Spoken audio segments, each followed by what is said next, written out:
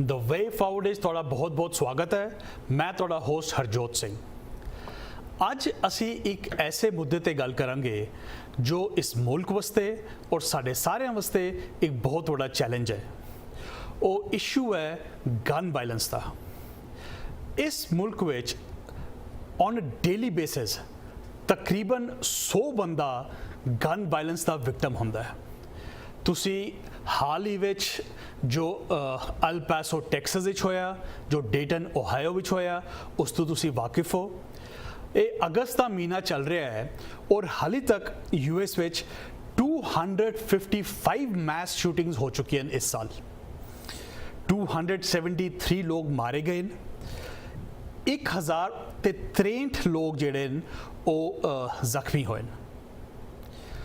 US ਦੀ ਜਿਹੜੀ population ਹੈ in comparison to the world ਉਹ 4% ਪੋਪੂਲੇਸ਼ਨ ਹੈ ਤੇ 50% ਵਰਲਡ ਦੀ ਜਿਹੜੀ ਹੈਂਡਗਨਸ ਹਨ ਉਹ ਇਸ ਕੰਟਰੀ 'ਚ ਪਾਈ ਜਾਂਦੀਆਂ ਨੇ।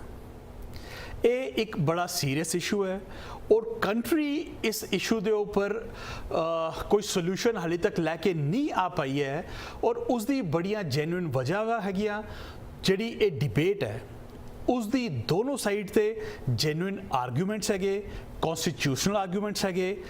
ਅੱਜ ਅਸੀਂ ਉਨ ਆਰਗੂਮੈਂਟਸ ਨੂੰ ਸਮਝਾਂਗੇ, ਉਨ ਇਸ਼ੂਜ਼ ਨੂੰ ਸਮਝਾਂਗੇ ਔਰ ਉਨ ਇਸ਼ੂਜ਼ ਨੂੰ ਸਮਝਣ ਲਈ ਅਸੀਂ ਆਮੰਤਰਿਤ ਕੀਤਾ ਹੈ ਸ਼੍ਰੀ ਅਜੇ ਛੇੜਾ जी ਨੂੰ।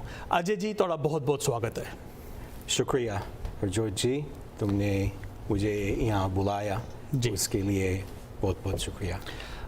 Ajay ji queen's district attorney office ਵਿੱਚ ਇੱਕ ਸੀਨੀਅਰ ਡਿਸਟ੍ਰਿਕਟ ਅਟਰਨੀ ਹਨ।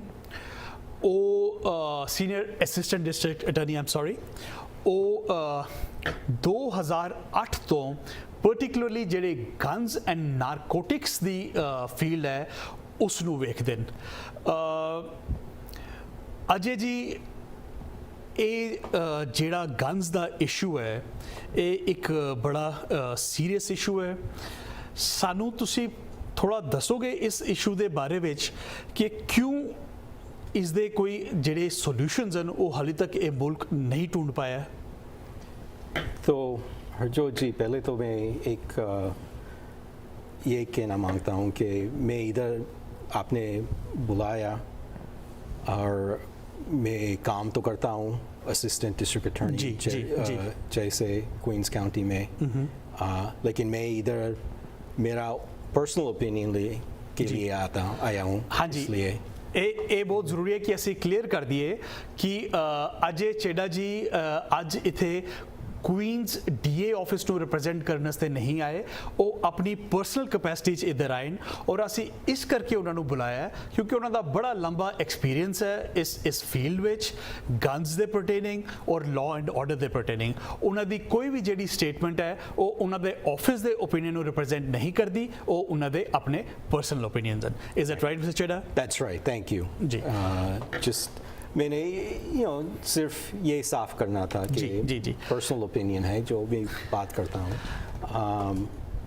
और ये गन कंट्रोल जैसे आपने अभी कहा जी, डेटन ओहायो में जी और एल पैसो टेक्सास में भी जो ये शूटिंग हुई है, न्यूज़ में जी प्रमुख आ रही है। जी जी जी तो ये तो बात पहले ये समझना चाहिए कि ये US कॉन्स्टिट्यूशन और उसकी भी पहले इंग्लिश सिविल लॉ में जी ये गन्स का सब राइट्स आया है। और वो भी गन्स भी सिर्फ गन्स नहीं है, आर्म्स कहते हैं जी, जी, तो वो समझना चाहिए पहला कि US कॉन्स्टिट्यूशन जब सेकेंड अमेंडमेंट जो है उधर से बोथ साइड्स वो शब्द जो है यूँ तो है सिर्फ सत्याई शब्द, लेकिन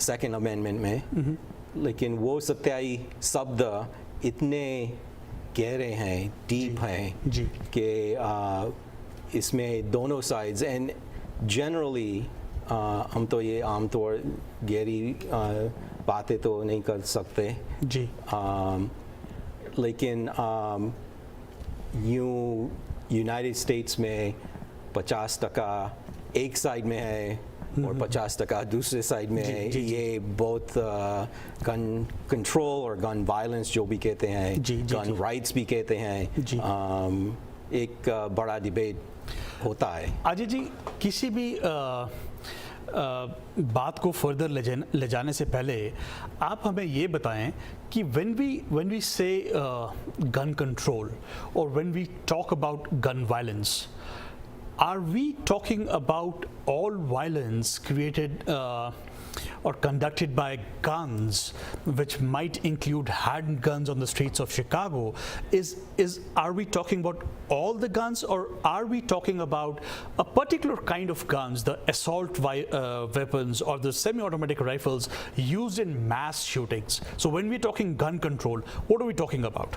So I think that's part of ये सब डिबेट में एक साइड सब गन की बातें करते हैं, दूसरी साइड में असॉल्ट वेपन की बातें करते हैं, लेकिन कोई कंसेंसस नहीं है, कोई डेफिनेशन नहीं है कि गन कंट्रोल का वजह उसका मतलब क्या है।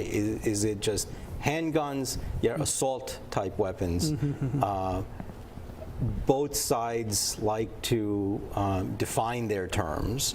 So I think it depends on who you're speaking with, which side you're speaking with, किसके साथ आप बात कर रहे हैं, उनकी personal opinion क्या है, वो you know, that we have to talk about first. I think we will have to talk about that here as well. क्योंकि gun जैसा ये शब्द gun है, वो लिखा नहीं है Constitution में। वो शब्द जो लिखा हुआ है, and we should get into that, is the word arms.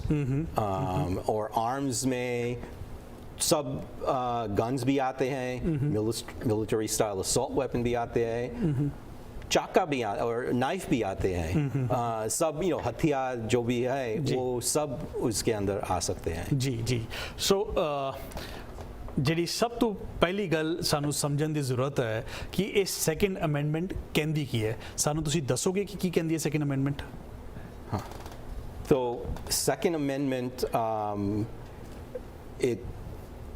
it's important, बहुत importance आता है कि उनके जो 27 शब्द हैं जो मैंने कहा, वो I want to say that. I want to first say those 27 words that's there, and that's why I wrote it down and I have it on a piece of paper because it's very important.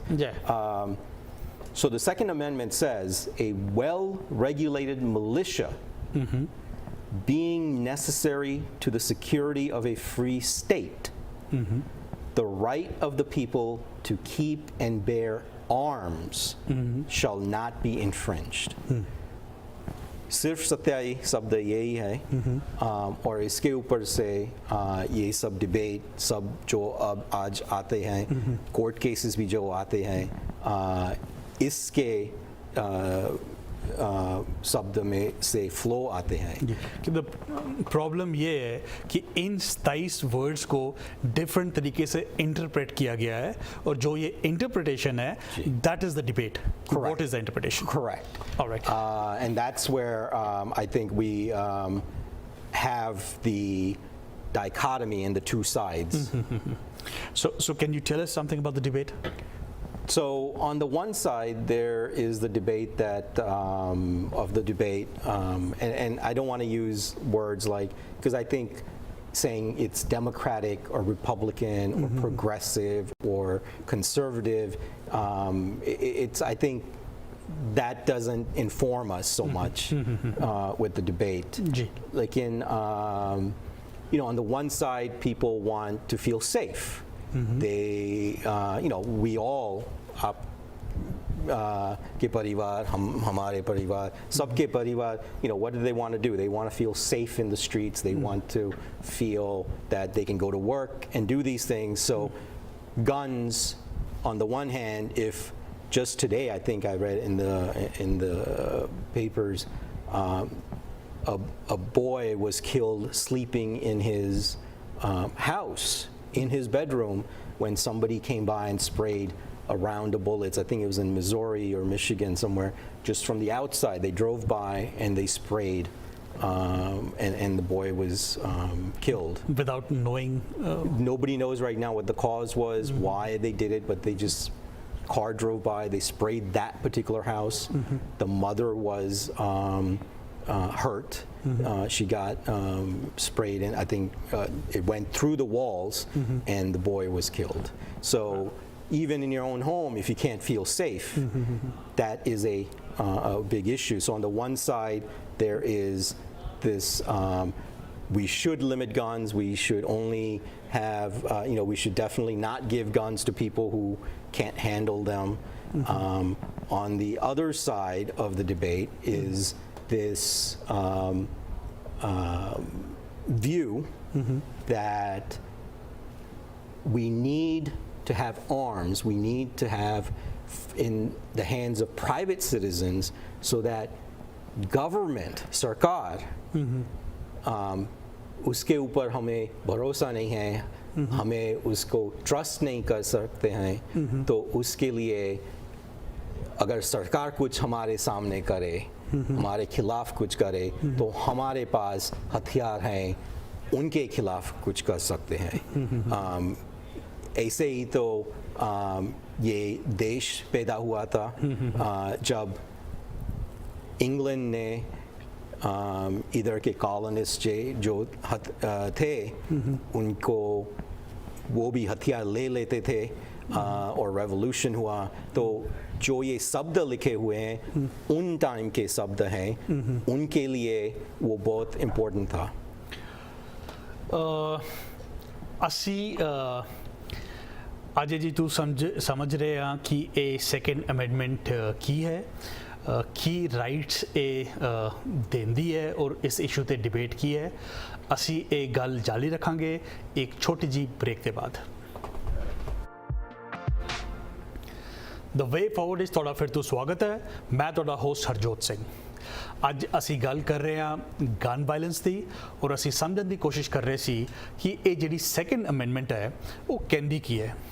ਜਿਹੜੀ second amendment ਹੈ ਇਹ US constitution ਦੀ ਇੱਕ ਬੜੀ unique ਚੀਜ਼ ਹੈ ਇਨ ਦ sense ਕਿ ਇੱਕ ਸਰਕਾਰ ਜਿਹੜੀ ਹੈ, ਜਿਹੜੀ ਕਨਸਟੀਟਿਊਸ਼ਨ ਹੈ, ਉਹ ਖੁਦ ਪਾਵਰ ਦਿੰਦੀ ਹੈ ਆਪਣੇ ਸਿਟੀਜ਼ਨਸ ਨੂੰ ਬੰਦੂਕਾਂ ਰੱਖਣ ਲਈ, ਆ ਕਹਿ ਕੇ ਕਿ ਅਗਰ ਸਰਕਾਰ ਕਦੀ ਓਪਰੈਸਿਵ ਹੋ ਜਾਏ, tyrannical हो जाए, तो they have a right to stand against that very government that gives them that right. I think that is something unique.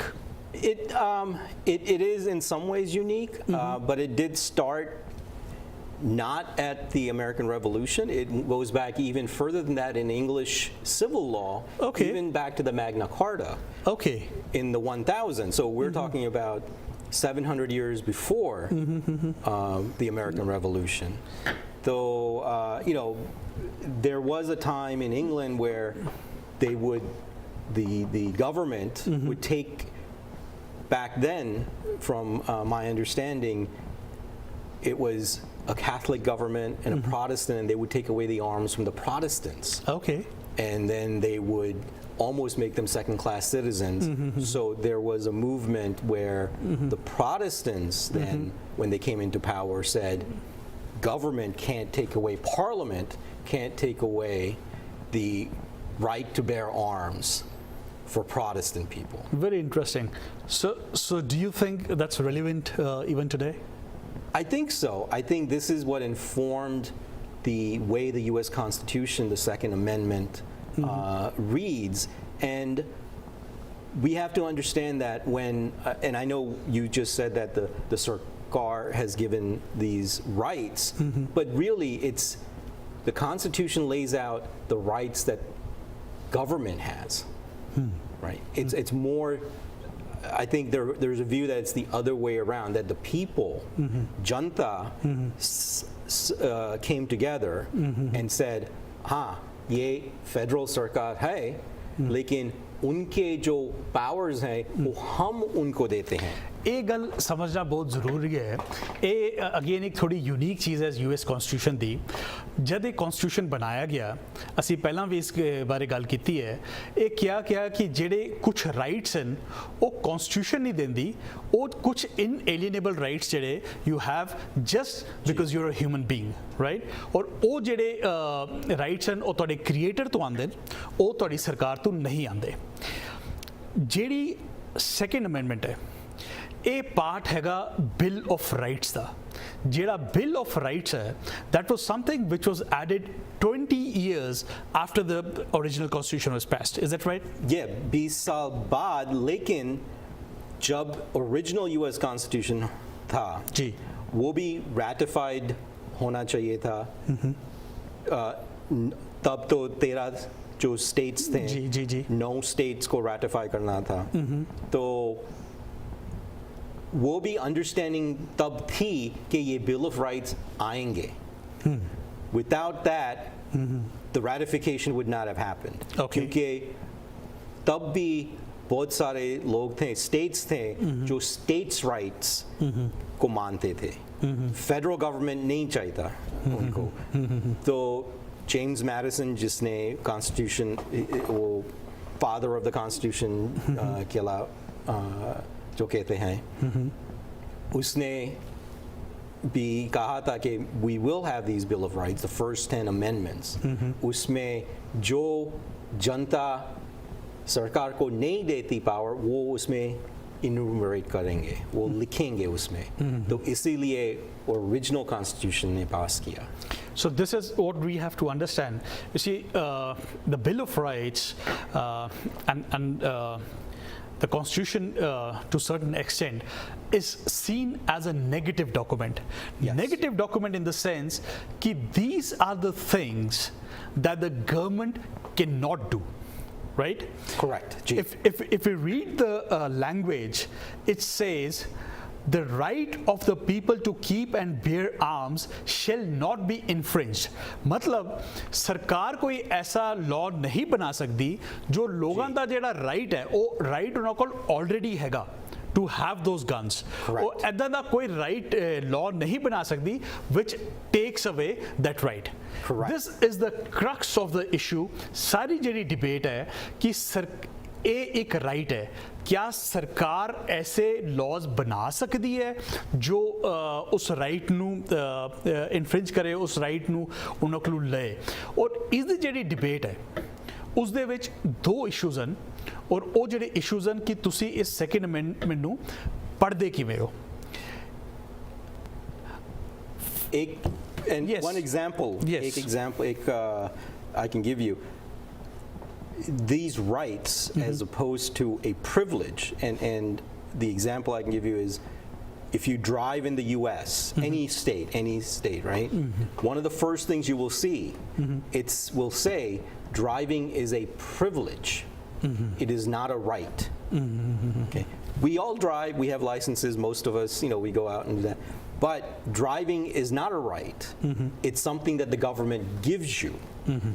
As a license to have a car on the and be able to do that. And same with most other licenses. They're not rights, they're privileges. This is a right that can't be taken away. And that's where I think these things, two sides come. You have to see it as a right and not as a privilege. Yes. Or a right key hai. So let's go into the thick of the debate. There's one side which says that the Second Amendment is talking about having a militia in form of an army. It's not a right of an individual. It's right of the state to maintain an army. And there's another thought which says that it is the right of an individual to bear arms, right? There have been Supreme Court judgments to both effects, right? Ji. So before 2008, ਅਸੀਂ ਗੱਲ ਕਰਾਂਗੇ ਉਹਨੇ 2008 और 2010 में जो दो important Supreme Court ਦੀ decisions ਆਈਆਂ ਜਿਨ੍ਹਾਂ ਨੇ ਇਸ law ਨੂੰ ਇੱਕ ਨਵੀਂ shape ਦਿੱਤੀ, expand ਕੀਤਾ ਇਸ right ਨੂੰ, ਇਸ understanding ਨੂੰ। the controlling law was the Miller case in 1939. Is that right?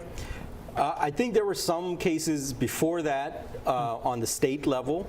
I think there was one in Arkansas where they said that, and this is going back before the Civil War, before the 14th Amendment. Okay. Where, and this is, I think in some ways a little important, and maybe we can explain it to our viewers. Definitely, yeah. You know, the initial 10 amendments, the Bill of Rights, were really against the federal government.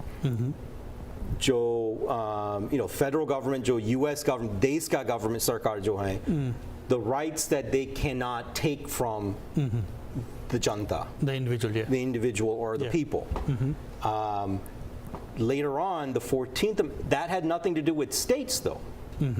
The states can do whatever they pleased at the time. They could have taken away rights. They could have taken away certain things if they passed laws in the states. But then came the 14th Amendment, which the states, which basically said, in general, the 10 amendments apply to the states as well. And this is due in part somewhat to the issue of slavery, the issue of emancipation, and the Civil War that came after. So that came after that. So now the Miller case, as you said, and the other cases, the Supreme Court now had this 14th Amendment to rely on. They didn't before. So there were cases before where they applied, they said, well, the states can do what they want. The federal government can't infringe on the right, but the states can. And at that point, one of the points that you make is that it was for the militia. And the difference, I think, that also we should explain about the militia, because people sometimes, it's, an army that's वो तो फौजी जो होते हैं, वो army जो होते हैं प्रोफेशनल सोल्जर जो होते हैं, ये तो मिलिशिया जो है ये जनता की फौजी जो हम कहते हैं, not really professional. And we understand that because during the American Revolution, most of the people, ये तो सब किसान थे, farmers, they were out there, they did their work, they worked on the farm, and they had arms to defend against predators, animals, other people, and to defend their home and their livelihood, because there was no standing army. But that's not the case today. So we have to now talk about, now that we have a standing army, what do those environment, the type of context that the U.S. Constitution was founded under still apply today or not? See, I understand what the Miller case is saying in 1939, that this is for a regulated militia, which is something like an army. So all those guns, those rights are deemed to be creating an army. How did that translate into an individual's right to carry a gun against a tyrannical government? Where did that come from? Well, I think that, again, going back to the 1700s, to this, there are Supreme Court justices that are, we say they're strict constitutionalists, and then there are those that have a more liberal interpretation. It goes back to what we were talking about before, is how the justices interpret these words that are there, these 27 words. And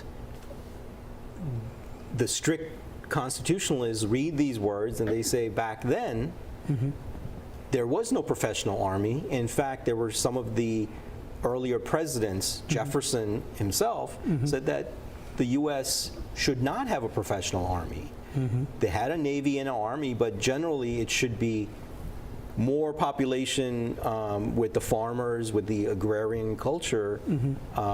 They should have the arms, they should have it, and when they deem it necessary, maybe come together as a militia to come against a tyrannical government, which is what their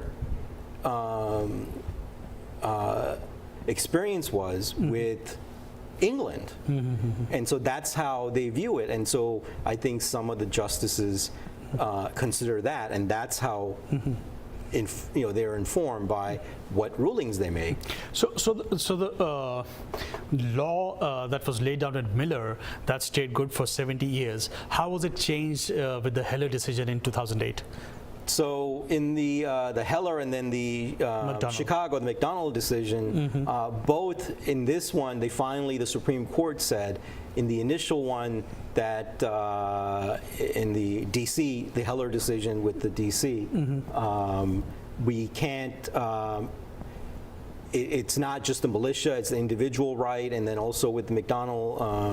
with the McDonald Chicago decision, that the states are this. Yeah. It's not only the federal government; it applies to states and local governments as exactly. well. ਅਸੀਂ ਇੱਕ ਛੋਟਾ ਜਿਹਾ break ਲਾਂਗੇ, ਤੁਹਾਨੂੰ ਮਿਲਦੇ ਹਾਂ ਇੱਕ ਛੋਟੇ ਜਿਹੀ ਬ੍ਰੇਕ ਦੇ ਬਾਅਦ। The Way Forward is ਤੁਹਾਡਾ ਫਿਰ ਤੋਂ ਸਵਾਗਤ ਹੈ। ਮੈਂ ਤੁਹਾਡਾ ਹੋਸਟ ਹਰਜੋਤ ਸਿੰਘ। ਅੱਜ ਅਸੀਂ ਗੱਲ ਕਰ ਰਹੇ ਹਾਂ ਗਨ ਵਾਇਲੈਂਸ ਦੇ ਇਸ਼ੂ ਤੇ, ਔਰ ਅਸੀਂ ਸਮਝਣ ਦੀ ਕੋਸ਼ਿਸ਼ ਕਰ ਰਹੇ ਸੀ ਸ਼੍ਰੀ ਅਜੇ ਚੇਡਾ ਜੀ ਤੋਂ ਸੈਕੰਡ ਅਮੈਂਡਮੈਂਟ ਜਿਹੜਾ ਬੈਡਰੌਕ ਹੈਗਾ ਇਸ ਰਾਈਟ ਦਾ ਔਰ ਇਸ debate the. Mr. Chheda, I personally think too much importance is given to the concept of whether this right belongs to an individual or it's used to have an army. In either of those cases, there's a word we are missing, which is well regulated. So even ਜਿੱਥੇ ਇਹ right ਜਿਹੜਾ ਉਸਨੂੰ ਅਸੀਂ ਇੱਦਾਂ read ਕਰੀਏ ਕਿ ਬਈ ਇਹ ਇੰਡੀਵਿਜੂਅਲਸ ਦੇ ਰਾਈਟ ਦੀ ਗੱਲ ਕਰ ਰਿਹਾ ਹੈ, ਇੱਕ ਮਿਲੀਸ਼ੀਆ ਹੈ, ਇੱਕ ਆਰਮੀ ਦੇ ਰਾਈਟ ਦੀ ਗੱਲ ਖਾਲੀ ਨਹੀਂ ਕਰ ਰਿਹਾ, ਉੱਥੇ ਵੀ it still has to be regulated. ਤੇ ਰੈਗੂਲੇਸ਼ਨ ਦੇ ਅਗੇਂਸਟ ਜਿਹੜਾ ਆਰਗੂਮੈਂਟ ਹੈ, ਹੁਣ ਅਗਰ ਕੋਈ ਕਾਰ ਆਪਾਂ ਚਲਾਉਂਦੇ ਆ ਉਸਦਾ ਅਸੀਂ ਲਾਇਸੈਂਸ ਬਣਾਉਂਦੇ ਆ, ਉਹ ਕਿਸੇ ਰਜਿਸਟਰਡ ਹੈਗੀ ਹੈ ਗਵਰਨਮੈਂਟ ਏਜੰਸੀ ਦੇ ਨਾਲ, ਬਟ ਇਹ ਜਿਹੜੇ ਆਰਗੂਮੈਂਟ ਇਹ ਗਨ ਸਪੋਰਟ ਦੇ ਰਾਈਟਸ ਵਾਲੇ ਜਿਹੜੇ ਗੱਲ ਕਰਦੇ ਨੇ, they say that it should not even be regulated by the government ਕਿ ਉਹ ਗਵਰਨਮੈਂਟ ਨੇ ਡੇਟਾਬੇਸ ਬਣਾ ਲਿੱਤਾ ਹੈ। ਸੋ what is that argument and what is this regulation? How do you read this word well regulated? So on the side where let's say we talk about gun rights, that side is what you're talking about. The people that and I don't use that in a negative sense, the people that with the gun rights, it's what they believe is that if the government can track you, if you have a national database or you have some sort of database where they know you have 2 guns in your house, then they can come and take those guns at some point, and maybe it could lead to when you have registration, it becomes a difficult idea. Then we have Ajay Chheda or Harjot Singh, they all both have guns and they are registered with us, and now we're going to take it away. I understand that point, but my question is, what do they understand by well regulated? So I think the viewpoint is that regulation is not a regulation from the government, right? It's well regulated, being again going back to the revolution, to the American Revolution. The militia were people that came from farmland and they came up and they don't want the regulation of the government. And that's, I think, what informs them is that well regulated, the phrase is not well regulated from the government side, it's just the people. Organized people. Organized people, exactly. Okay. Ajay ji, there's something, a debate that we have raised in this show earlier also. People who argue that they need these guns to fight an oppressive government. would it be an argument that they should be allowed to keep F-16s and nuclear weapons? Because if they have to fight an army as strong as the US Army, they can do it with semi-automatic guns and AK-47s and AR-15 rifles. They would need F-16s and these big war weapons. What do you say? So I think that in some of those cases, the term arms, as we've discussed, doesn't just include guns. It's all arms, and it will depend on how the decisions in both that we talked about in the D.C. case and the Chicago case were both 5-4. So clearly, we again see the justices on the Supreme Court coming 50-50 almost, and it's just the one vote that made it one side or the other. When we live in a denser society, as we do in New York City or some of the larger cities in the world, it becomes more of an issue about regulation. And I don't think even the Supreme Court, the justices, they've had, the retired justices have had opinions out there or written opinion pieces where they have said that nobody's arguing sort of the point that you brought up, which is that we need nuclear weapons or F-16s. Nobody, this is not what this text is about. This is about a text against the government, whether those, the guns are the way. No, but when they're talking about their ability to defend themselves against a U.S. government, they definitely need that ability to defend, right? Again, that would depend on the, as we talk about strict constitutionalists against a more liberal interpretation of the Constitution, the strict constitutionalists would say that we're not talking about nuclear weapons. They never had an idea or concept of these sort of arms. So I think that would be, that would be outside the purview of the Second Amendment. And regulations are, that's why it's a living document. That's why the Constitution is a living document. As you go forward, it depends on what the will of the people is. Janta ka kya hukum hai? But do all people recognize the Constitution as a living document? Some people treat it as a document given by God, or this was one of the objections they had to 14th and 16th and all amendments, that it's not a living document. We should not mess with it. Is that right? I think there are some people that have that, but I think over the years, even the ones that are the justices that are strict constitutionalists do recognize it as a living document, that this is something that changes. That's why we have the amendments. This changes as society changes and as technology changes. I was curious because in one of the judgments, Judge Kavanaugh, when he was sitting in the appeals court in D.C., he held that semi-automatic rifles were not the dangerous and unusual weapons which were in a way prohibited under Heller. Heller said that the government can prohibit such weapons. What he said was that these semi-automatic rifles are not those weapons. I don't know what weapons was he thinking, or does he think, or this wing of the Supreme Court thinks are unusual and dangerous weapons which need to be prohibited. Well, it's hard to read anyone's mind and look into that, but I think one of the issues that we have is the definitions. What is a rifle? What is a shotgun? What is a pistol? What is semi-automatic? There's not a consensus on what even those words mean. That's an issue. It's an issue, and if you look at the where they track firearms, the word firearms in the federal government sense. The firearm is really just the part of the gun that has the serial number stamped on it. So if you think about a pistol, if I'm going to kind of demonstrate with my finger and thumb, pistol has the trigger where my finger is here, has the barrel, and then you have the hammer back here. But the part of the trigger and only that bottom piece that has a serial number on it is the only thing that's considered a firearm. The barrel, the hammer, the actual handle, silencer or anything else can be purchased without without it being a firearm.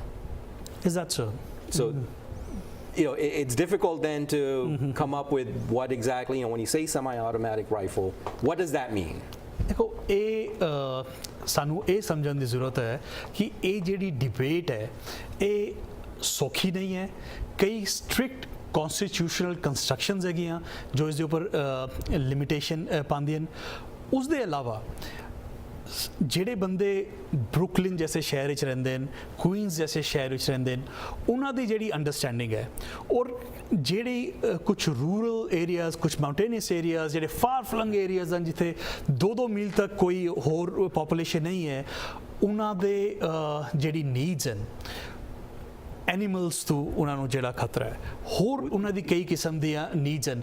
ਮੈਂ ਦੇਖ ਰਿਹਾ ਸੀਗਾ farming ਜਿਹੜੀ industry ਹੈ ਉਹ ਕਹਿੰਦੇ ਨੇ ਕਿ $1.3 ਬਿਲੀਅਨ ਦੀ ਸਾਡੀ ਫਾਰਮਿੰਗ ਦਾ ਜਿਹੜਾ ਨੁਕਸਾਨ ਹੈ ਉਹ ਹੌਗਸ ਕਰ ਦਿੰਦੇ ਨੇ, ਜਿਹੜੇ ਜੰਗਲੀ ਸੂਰ ਹੁੰਦਾ ਹੈ, ਔਰ ਉਹਨਾਂ ਨੂੰ ਮਾਰਨ ਲਈ ਜਿਹੜਾ ਉਹਨਾਂ ਵਾਸਤੇ ਐਪਰੋਪਰੀਏਟ ਰਾਈਟ ਗਨ ਹੈ ਉਹ ਇੱਕ AR-15 ਹੈ। ਉਹ ਇੱਕ ਛੋਟੀ ਗਨ ਦੇ ਨਾਲ ਉਹ ਨਹੀਂ ਕਰ ਸਕਦੇ। ਤੇ ਇਹ ਜਿਹੜੀ ਸਾਰੀ ਇਸ਼ੂਜ਼ ਹਨ ਅਸੀਂ ਉਹਨਾਂ ਨੂੰ अगर वे करिए, so we understand why this debate is so difficult in this country. क्योंकि जब आपका पड़ोसी जो है वो 10 मील दूर है तो आप का परिवार को कौन डिफेंड करेगा? जब पुलिस आएंगे तो आधा घंटे बाद, 1 घंटे बाद, ऐसे रूरल एरियाज जो हैं बहुत सारे हम लोग जो सिटीज़ में हैं, अर्बन एरियाज में हैं, जिधर इधर न्यूयॉर्क सिटी में 1 करोड़ जनता जो है 10 million people is here in New York City. Sometimes you don't have that idea of how lonely, कितना सुना है जब आपका पड़ोसी 10 मील closest neighbor is 10 miles away. Yeah, exactly. So it is a difficult issue, but still there have been attempts to provide solutions. Can you tell us something about those attempts that the government has tried from time to time? So some of it has been in registration, and I'll speak a little bit more about New York City. In New York City, there are you cannot have a handgun without it being registered and you getting a permit through the New York City Police Department. So if you have a handgun, if you have a firearm as they define it, and you don't have a permit, तो वो गैर कानूनी है। Ajay ji, I'll just like to raise this issue here. Again, this is a problem that this, particularly in this area, the difference in state laws, not having a national law, is a huge problem. What we saw recently in Gilroy, California, the person who used that weapon had bought that weapon legally in Nevada and used it in California, though California has very strict gun laws. What do we do about a situation like that? So I think this is why at this time, as we just discussed, you have states that are entirely rural, and then there are states that are more urban, have larger urban cities. If we have a single federal law or something on the federal level, it might be difficult. It might be difficult to say one law fits all the states, where you have to have a national registration or a national database. Then what happens at that point? It's possible that maybe that should be one of the way forward to do it that way. On the other hand, we still have states' rights, and states are not keen on giving up those rights to, because New York, California, some of these states have stricter gun laws than states like Alaska, Texas, where the culture is different. And a state like Texas would not want a federal law or a law like New York. And in a federal structure, their culture has to be respected just as much. ਅਸੀਂ ਤੁਹਾਡੇ ਨਾਲ ਗੱਲ ਕਰਦੇ ਰਾਂਗੇ ਇੱਕ ਛੋਟੀ ਜਿਹੀ break ਤੋਂ ਬਾਅਦ। The Way Forward ਤੁਹਾਡਾ ਫਿਰ ਤੋਂ ਸਵਾਗਤ ਹੈ। ਮੈਂ ਤੁਹਾਡਾ ਹੋਸਟ ਹਰਜੋਤ ਸਿੰਘ। ਅਜੇ ਜੀ ਅਸੀਂ ਦੇਖਿਆ ਫਰੋਮ ਟਾਈਮ ਟੂ ਟਾਈਮ ਸਰਕਾਰਾਂ ਨੇ ਕੋਸ਼ਿਸ਼ ਕੀਤੀ ਹੈ ਇਸ ਇਸ਼ੂ ਨੂੰ ਟੈਕਲ ਕਰਨ ਦੀ ਵੀ ਸੌ 94 ਵਿੱਚ ਪ੍ਰੈਜ਼ੀਡੈਂਟ ਕਲਿੰਟਨ ਨੇ ਅਸੌਲਟ ਬੈਨ ਰਾਈਫਲ ਬੈਨ ਲਾਇਆ ਸੀਗਾ ਜਿਹੜਾ 2004 ਵਿੱਚ ਐਕਸਪਾਇਰ ਹੋ ਗਿਆ ਉਸ ਦੇ ਇਲਾਵਾ 2003 ਵਿੱਚ ਬ੍ਰੇਡੀ ਗਨ ਲਾਜ਼ ਆਏ 1993 ਜੀ ਫॉर ਸਮ ਰੀਜ਼ਨ ਇਹ ਚੈਲੰਜ ਹਲੇ ਵੀ ਬਣਿਆ ਹੋਇਆ ਹੈ ਔਰ ਇੱਕ ਨਵਾਂ ਜਿਹੜਾ ਚੈਲੰਜ ਸਾਹਮਣੇ ਆ ਰਿਹਾ ਹੈ which we don't know how to tackle that is the challenge posed by 3D guns, right? That's right. There is now technology available where you can print as a plastic. As I was explaining before, the firearm, what's considered a firearm, is really just the trigger part of the mechanism and stuff, and the rest of it you can buy. Now you can print it as 3D printers become cheaper and more available. Just as those prices will go down, more and more people will have the ability to print their gun at in their home, in their office, at home, and that's going to be the challenge. ਇਹ ਇੱਕ ਬੜਾ ਭਾਰੀ ਨਵਾਂ challenge law enforcement ਵਾਸਤੇ societies ਵਾਸਤੇ ਸਾਹਮਣੇ ਆ ਰਿਹਾ ਹੈ ਇਹ ਜੋ 3D ਪ੍ਰਿੰਟਰਸ ਹੁੰਦੇ ਨੇ ਸਾਡੇ viewers I don't know if ਇਸ ਕਨਸੈਪਟ ਨਾਲ ਵਾਕਿਫ ਹਨ ਪਹਿਲੇ ਤੁਸੀਂ ਪ੍ਰਿੰਟਰਸ ਤੇ ਜਿਵੇਂ ਆਪਾਂ ਕਾਗਜ਼ ਪ੍ਰਿੰਟ ਕਰਦੇ ਸੀ ਹੁਣ 3D ਪ੍ਰਿੰਟਰਸ ਐਸੀ ਚੀਜ਼ ਆ ਰਹੀ ਹੈ ਜੇ 3 ਡਾਇਮੈਂਸ਼ਨ ਵਿੱਚ ਜੋ ਚੀਜ਼ ਹੈਗੀ ਹੈ ਹਾਂ ਜਿਸ ਦੇ ਵਿੱਚ ਤੁਹਾਡੀ ਗਨਸ ਵੀ ਹਨ ਅਗਰ ਤੁਹਾਡੇ ਕੋਲ ਇਦਾਂ ਦੇ ਪ੍ਰਿੰਟਰਸ ਹਨ ਤੇ ਤੁਸੀਂ ਘਰ ਵਿੱਚ ਬੈਠੇ ਉਹ ਚੀਜ਼ ਪ੍ਰਿੰਟ ਕਰ ਸਕਦੇ ਹੋ ਤੇ ਉਹ ਜਿਹੜੇ ਪ੍ਰੋਡਕਟਸ ਤੁਸੀਂ ਖੁਦ ਪ੍ਰਿੰਟ ਕਰਕੇ ਬਣਾਉਂਦੇ ਹੋ ਆਫ ਕੋਰਸ ਉਹ ਸਰਕਾਰ ਦੀ ਨਜ਼ਰ ਤੋਂ ਹੋਰ ਵੀ ਪਰੇ ਹੈਗੇ ਉਹਨਾਂ ਨੂੰ ਰੈਗੂਲੇਟ ਕਰਨਾ ਹੋਰ ਮੁਸ਼ਕਿਲ ਹੈ ਕਿਉਂਕਿ ਅਭੀ जो भी आप खरीदते हैं जो हैंड गन्स हैं उनके ऊपर सीरियल नंबर तो है तो वो सीरियल नंबर के साथ आप ट्रेस कर सकते हैं किसने आपको ये सेल किया किधर से आए कभी मैन्युफैक्चर किया कौन सा डेट में मैन्युफैक्चर किया लेकिन जब 3D गन प्रिंटिंग आते हैं उसके ऊपर सीरियल नंबर तो नहीं है और कोई भी अपने घर में वो प्रिंट कर सकते हैं और big problem is also with metal detectors क्योंकि ये plastic guns हैं और ये plastic guns metal detector में नहीं देख पाएंगे तो airport security stadium security school security जो हम देखते हैं ये mass shooting ये सब problems तो आएंगे और we're going to have to tackle it. So is the government able to prevent people from having these printers at home?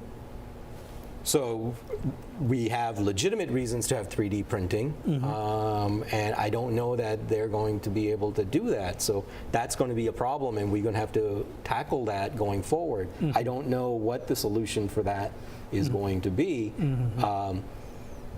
One of the things voluntarily right now has happened, and in the last year, the cases that came forward allowed schematics of a gun, how to print it on a 3D printer, available online on the internet.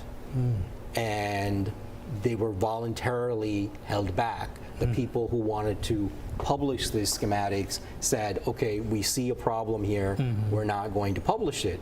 But that may not be the case because online is worldwide. It's not just in the US, so how do you prevent that? And they're not just responsible people out there, right? Exactly. ਇੱਕ ਹੋਰ challenge ਸਾਡੇ ਵਾਸਤੇ ਆਉਣ ਵਾਲੇ ਦਿਨਾਂ ਵਿੱਚ ਆਉਣ ਵਾਲਾ ਹੈ ਅਸੀਂ ਅਜੇ ਜੀ ਨਾਲ ਅੱਜ ਗੱਲ ਕੀਤੀ ਗਨ ਬੈਲੈਂਸ ਦੀ ਸੈਕੰਡ ਅਮੈਂਡਮੈਂਟ ਨੂੰ ਸਮਝਣ ਦੀ ਕੋਸ਼ਿਸ਼ ਕੀਤੀ ਹੁਣ ਅਸੀਂ ਵੇਖੀਏ ਕਿ ਸਾਡੀ ਆਪਣੀ ਕਮਿਊਨਿਟੀ ਦਾ ਕੀ ਵਿਊ ਹੈ ਇਸ ਇਸ਼ੂ ਦਾ ਅਸੀਂ ਗੱਲ ਕਰਾਂਗੇ ਆਪਣੇ ਪੋਲੀਟੀਕਲ ਕੋਰਸਪੋਂਡੈਂਟ ਸ਼੍ਰੀ ਜੈਗ ਰਾਜਪਾਲ ਜੀ ਨਾਲ ਜੈਗ ਜੀ ਤੁਹਾਡਾ ਬਹੁਤ ਬਹੁਤ ਸਵਾਗਤ ਹੈ ਹਾਈ ਹਰਜੋਤ ਜੈਗ ਜੀ ਸਾਨੂੰ ਦੱਸੋਗੇ ਸਾਡੀ ਕਮਿਊਨਿਟੀ ਵਿੱਚ ਇਸ ਗਨ ਇਸ਼ੂ ਨੂੰ ਕਿਵੇਂ ਦੇਖਿਆ ਜਾਂਦਾ ਹੈ ਕਿਉਂਕਿ ਸਾਡਾ ਅਸਤਰਾਂ ਦੇ ਨਾਲ ਇੱਕ ਸੰਬੰਧ ਹੈ ਸਾਨੂੰ ਕਿਰਪਾਨ ਰੱਖਣ ਦੀ ਆਗਿਆ ਹੈ ਤੇ ਅਸੀਂ ਕਹਿੰਦੇ ਆ ਅਸ ਕਿਰਪਾਨ ਖੰਡੋ ਖੜਕ ਤੁਪਕ ਤਬਰ ਅਰਤੀਰ ਸਾਹਿਬ ਸਰੋਹੀ ਸੈਤੀ ਇਹ ਹਮਾਰੇ ਪੀਰ ਤੇ ਗਨਸ ਨੂੰ ਸਾਡੇ ਕਲਚਰ ਵਿੱਚ ਕਿਵੇਂ ਵੇਖਿਆ ਜਾਂਦਾ ਹੈ ਔਰ ਇਸ ਸਾਰੀ ਡਿਬੇਟ ਨੂੰ ਕਿਵੇਂ ਵੇਖ ਰਹੇ ਆਪਾਂ ਸਾਨੂੰ ਦੱਸੋਗੇ ਇਸ ਬਾਰੇ ਕੁਝ So, Jyot, I mean, the community has two wide different range of opinions on the Second Amendment. Of course, they are gun activists.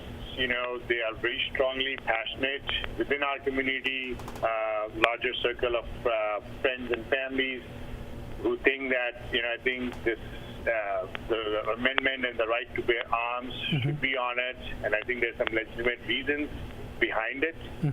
On the other side, there's a lot of disagreements and grievances on the other side of the aisle, where people, when they see these mass shootings, think that something should be done.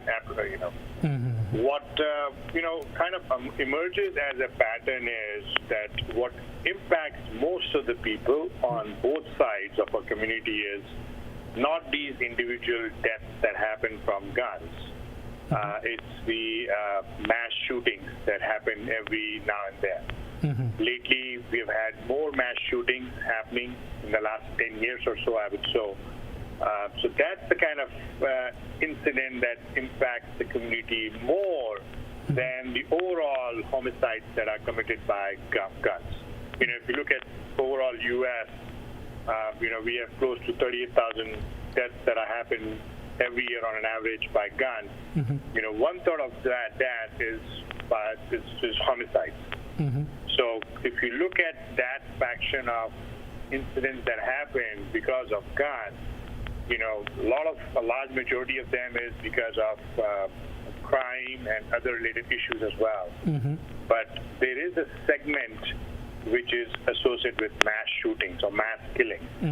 I think this community has some resonance, and there is some kind of a common cause, common sentiments that ikkathe aande hain, and which is where the problem should be framed as.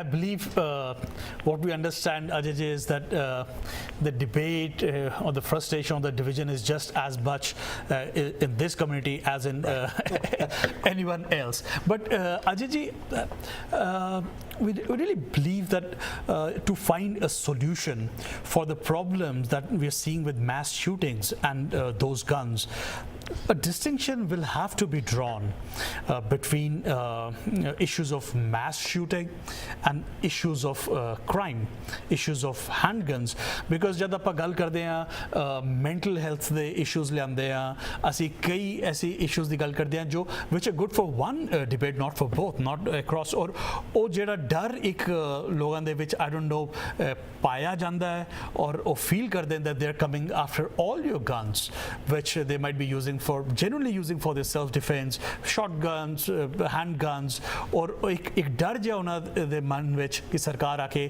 ਸਾਰੇ ਬੰਦੂਕਾਂ ਲੈ ਜਾਏਗੀ ਜਾਂ ਅਗਰ ਆਪਾਂ ਵੱਡੀ guns ਦੀ ਗੱਲ ਕਰਦੇ ਹਾਂ assault rifles ਦੀ ਐਂਡ ਅਸੀਂ ਉਸ ਦੇ ਵਿੱਚ ਬੈਕਗਰਾਉਂਡ ਚੈੱਕ ਦੀ ਗੱਲ ਕਰੀਏ ਤੇ ਆਈ ਥਿੰਕ ਉੱਥੇ ਲੋਕ ਜ਼ਿਆਦਾ ਕੰਫਰਟੇਬਲ ਹੋਣਗੇ ਐਂਡ ਜ਼ਿਆਦਾ ਕੋਆਪਰੇਟ ਕਰਾਂਗੇ ਸਰਕਾਰ ਦੇ ਨਾਲ ਉਸ ਚੀਜ਼ ਨੂੰ ਫੋਲੋ ਅਪ ਕਰਨ ਵਿੱਚ I think people do.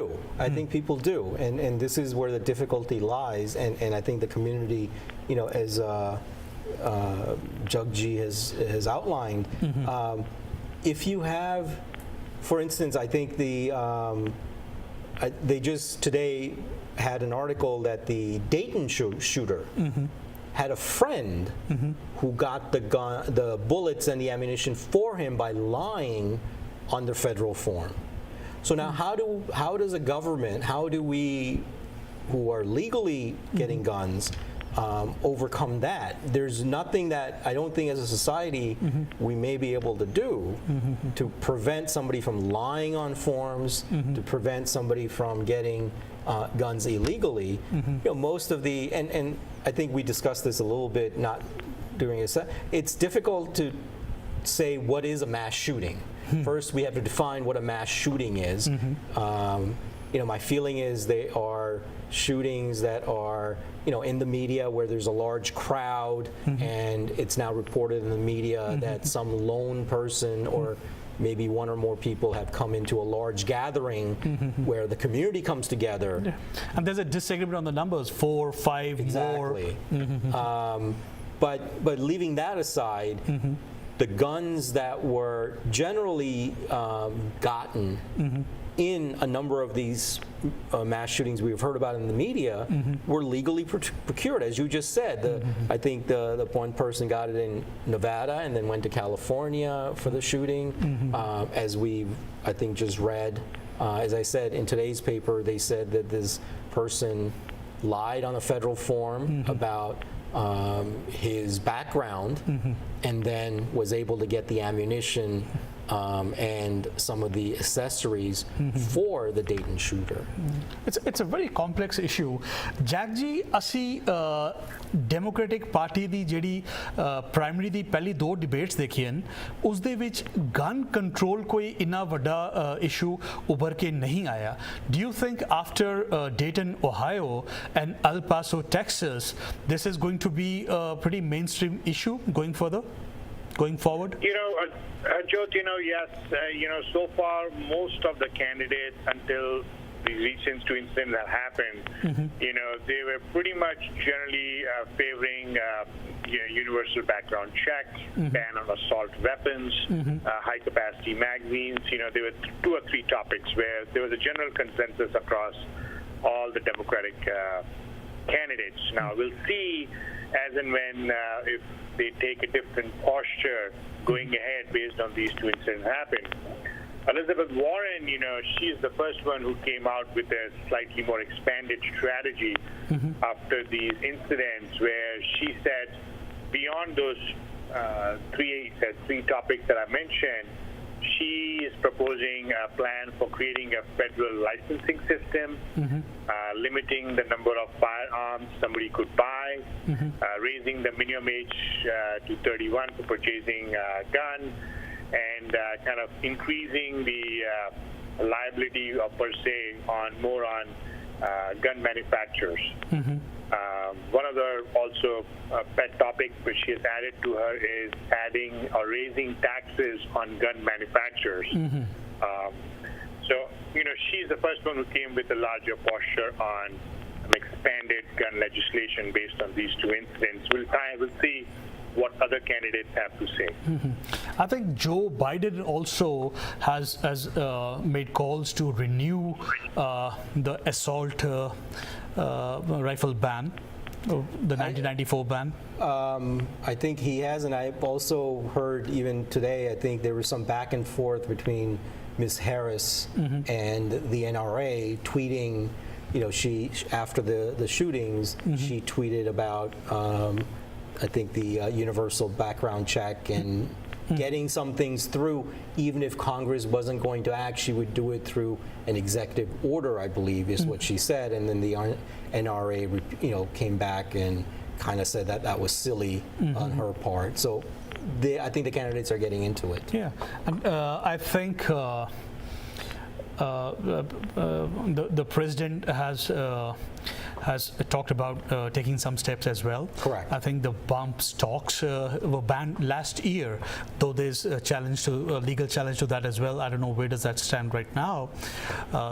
He's talked about raising the age to 21 from 18, and there is something called the intelligent check on the guns, where only the owner of a particular gun would be able to use that. Can you tell us something about that? So I think that's one of the debates that's going on, is that you have, I think we've seen it in maybe James Bond movies, where only James Bond can fire the weapon that he has because it recognizes his palm or thumbprint or fingerprints on the gun and is electronically made safe.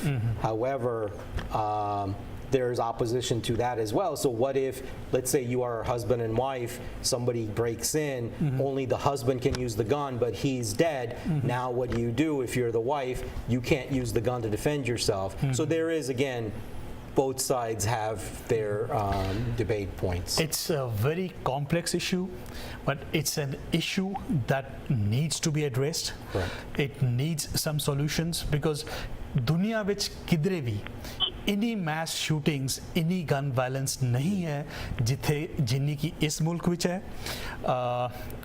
we have to see, we have to find solutions. A country I don't mean progressive in terms of a political view, but I mean progressive in terms of finding solutions and improving the state of the republic with every single day on every single issue. Jack ji साडे नाल गल करन दा तुहाडा बहुत बहुत शुक्रिया and Ajay ji, we thank you for coming here today and Thank you for educating inviting me. us on this very important issue. Thank you very much. ਤੁਹਾਡਾ the way forward ਦੇਖਣ ਲਈ ਬਹੁਤ ਬਹੁਤ ਸ਼ੁਕਰੀਆ।